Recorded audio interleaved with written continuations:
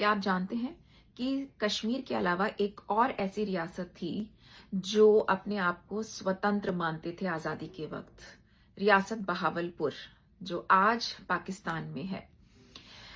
इसके नवाब सादिक अब्बासी ने 15 अगस्त 1947 को जब आजादी मिली और दो देश बने, इन्होंने घोषणा कर दी कि हम एक स्वतंत्र रियासत हैं, ना हम पाकिस्तान के साथ हैं ना हम हिंदुस्तान के साथ हैं। लेकिन जल्द ही कायदे आजम जिन्ना साहब ने ये प्रलोभन दिया उनको कि आप पाकिस्तान में मिल जाइए और आपकी रियासत वैसे ही चलती रहेगी, आप कॉन्स्टिट्यूशनल मोनार्की बने रहेंगे।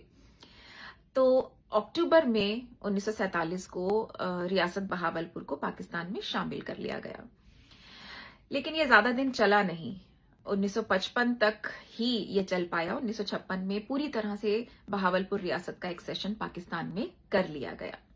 मजेदार तथ्य ये है कि रियासत बहावलपुर एक बहुत अमीर रियासत थी, बहुत समृद्ध रियासत थी, और उसका पाकिस्तान में शामिल होना जिन्ना साहब को बहुत महत्वपूर्ण लग रहा था।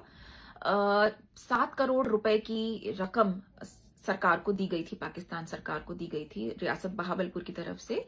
इसके अलावा 1 महीने की सारे सरकारी कर्मचारियों की तनख्वाह रियासत बहावलपुर के खजानों से उन्हें मिली थी।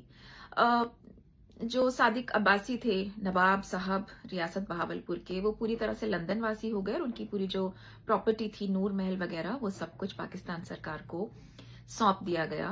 तो पाकिस्तान की एजुकेशन में भी रियासत बहावलपुर का बहुत बड़ा योगदान था। इसी रियासत बहावलपुर के फतेह खां बाजार में मेरी नानी का घर था, जिसकी गलियों में वो खेला करती थी, और वहीं से मेरे नॉवल की शुरुआत होती है, दरियागंज वाया बाजार फतेह खां। अगर आपने नहीं पढ़ा है तो पढ़िए, और अगर पढ़ें तो मुझे अपनी राय से जरूर अवगत कराइएगा।